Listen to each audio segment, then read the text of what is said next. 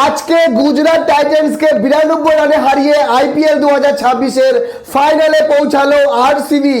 Royal Challengers Bengaluru এবছর ফাইনালে পৌঁছাতে পারবে না কারা কারা মনে করেছিলেন।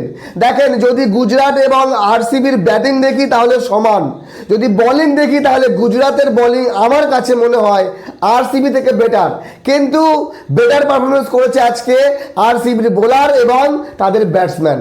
টসে জিতে বল করার সিদ্ধান্ত নেয় গুজরাট, খারাপ সিদ্ধান্ত নেয়নি। তাদের কাছে মোহাম্মদ সিরাজ আছে, কাগিসো রাবাডা আছে, রাশিদ খান আছে, প্রসিদ্ধ কৃষ্ণা আছে, জেসন হোল্ডারের মতো বোলার আছে, তাহলে তারা বোলিং নেবে না? কিন্তু আরসিবি যে ব্যাটিং করেছে, ভেঙ্কটেশ আইয়ার দ্রুত আউট হলেও বিরাট কোহলি 43, দেবদূত পাটিকাল 30, কুণাল পান্ডিয়া 43 এবং ক্যাপ্টেন 33 বলে 93 রান করে আরসিবি 254 5 উইকেটে। আর সেই সময় গুজরাট হেরে গেছে। কোয়ালিফায়ার 1 ম্যাচ হারলেও যদিও একটা সুযোগ থাকে, কিন্তু এই ম্যাচ কোনোভাবেই গুজরাট জিততে পারবে না, এটা মনে করা হয়েছিল। এবছর আইপিএলে হাইয়েস্ট রান টেকার সাই সুদর্শন, যে কিনা 638 রান করেছে। তারপরেই আছে ক্যাপ্টেন শুভমন গিল, যে কিনা 616 রান করেছে। তো টপ ফর্মে থাকা, টপ রানে থাকা দুজন ব্যাটসম্যান গুজরাটের আজকে ফ্লপ খায়।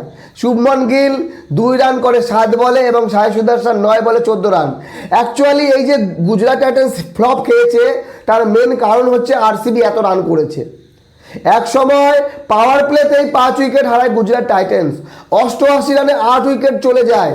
সেখান থেকে এত দূর গেছে, এটাও অনেক বড় বিষয়। গুজরাট টাইটান্সের 8 জন batsman, Sai Sudharsan, Shubman Gill, Jos Buttler, Nishant, Washington Sundar, Jason Holder, Rashid Khan এবং কাগিসো রাবাডা, এই যে 8 জন ব্যাটসম্যান মিলে খালি 88 রান করেছে। আর রাহুল তেওয়াতিয়া ওই ব্যাট চালিয়েছে, ব্যাটে লেগেছে, 2020 সালের পর একটা 50 করলো, 68 রান করেছে। তো ফাইনালে আরসিবির সঙ্গে কারা খেলবে? সেখানে গুজরাট টাইটান্সও হতে পারে, সেখানে সানরাইজার হায়দ্রাবাদও হতে পারে এবং রাজস্থান রয়্যালসও হতে পারে। আগামীকাল এলিমিনেটর ম্যাচ, রাজস্থান রয়্যালস এবং সানরাইজার হায়দ্রাবাদের মধ্যে যারা হারবে তাদের বিদায়, আর যারা জিতবে তারা 29 তারিখ কোয়ালিফায়ার 2 খেলবে গুজরাট টাইটান্সের সঙ্গে। দেখেন, আরসিবি জিতে গেছে, তারা ফাইনালে পৌঁছে গেছে, কিন্তু গুজরাটের আইপিএল এখনও শেষ হয়নি, এখনও একটা ম্যাচ আছে। সেই ম্যাচ যদি গুজরাট টাইটান্স জেতে তাহলে গুজরাট টাইটান্সও ফাইনাল খেলতে পারে। তো বিষয় হলো যে মোহাম্মদ সিরাজ আজকে প্রচুর মার খেয়েছে, 3 ওভারে 46 রান দিয়েছে। রাবাডাও মার খেয়েছে, 4 ওভারে 54, প্রসিদ্ধ কৃষ্ণা 4 ওভারে 53, জেসন হোল্ডার 4 ওভারে 39। তো এই রকম বোলাররা যখন এত মার খায় তখন আর টিমের কিছু করার থাকে না। তারপরে যখন ব্যাট করতে নেমে পুরোপুরি ব্যাটিং লাইন আপে ধস নামিয়ে দেয়। তো আরসিবির হয়ে সেরা বল করেছে Duffy 3 wicket, Bhubaneswar Kumar 2 wicket, Rashid সালাম 2 উইকেট এবং কুণাল পান্ডিয়া 2 উইকেট। বাকি এতটুকুই বলার আছে, তারা দ্বিতীয়বারের মতো আরসিবি চ্যাম্পিয়ন হোক। আমি চাই, আপনাদের মত জানাবেন কারা চ্যাম্পিয়ন হতে পারে। এবছর যারাই চ্যাম্পিয়ন হোক না কেন তারা দ্বিতীয়বারের মতো চ্যাম্পিয়ন হবে। সে হতে পারে আরসিবি, গুজরাট, রাজস্থান বা সানরাইজার হায়দ্রাবাদ। এখনও পর্যন্ত 4টি দলের ভেতরে যে কোনো একটি দল চ্যাম্পিয়ন হওয়ার সুযোগ আছে।